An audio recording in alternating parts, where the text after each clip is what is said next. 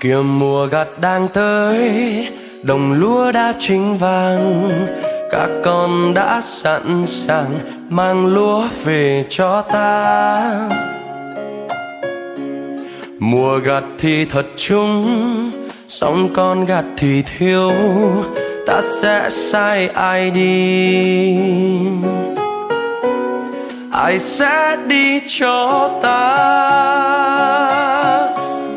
Kìa mùa gặt đang tới, nào có mấy ai ra đồng ai ơi, một cánh đồng vàng bao la ngút ngàn. Chúa đang mời gọi mỗi chúng ta bước vào cánh đồng, hăng say hái bao lúa mang về cho Cha. Kìa mùa gặt đang tới, mùa gặt lan ra khắp nơi, muôn nước muôn người suy tôn Giêsu. Người đi trong nước mắt sẽ gặt lấy mừng vui. Lạy Cha yêu dấu ơi, xin hãy sai con đến trong mùa Ngài.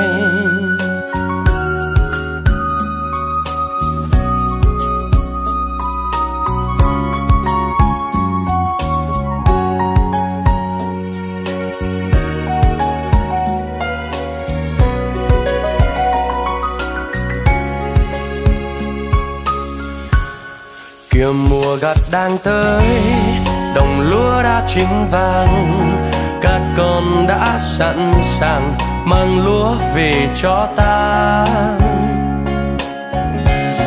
Mùa gặt thì thật chung, song con gặt thì thiếu, ta sẽ sai ai đi? Ai sẽ đi cho ta? Kìa mùa gặt đang tới, nào có mấy ai ra đồng ai ơi, một cánh đồng vàng bao la ngút ngàn. Chúa đang mời gọi mỗi chúng ta bước vào cánh đồng, hăng say hái bao lúa mang về cho Cha. Kìa mùa gặt đang tới, mùa gặt lan ra khắp nơi, muôn nước muôn người suy tôn Giêsu. Người đi trong nước mắt sẽ gặt lấy mừng vui.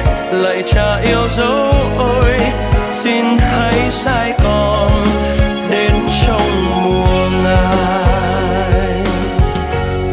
Kìa mùa gặt đang tới, nào có mấy ai ra đồng ai ơi, một cánh đồng vàng bao la ngút ngàn. Chúa đang mời gọi mỗi chúng ta bước vào cánh đồng, hăng say hái bao lúa mang về cho Cha. Kìa mùa gặt đang tới, mùa gặt lan ra khắp nơi, muôn nước muôn người suy tôn Giêsu. Người đi trong nước mắt sẽ gặt lấy mừng vui. Lạy Cha yêu dấu ơi, xin hãy sai con đến trong mùa Ngài. Lạy Cha yêu dấu ơi, xin hãy sai con đến trong mùa Ngài.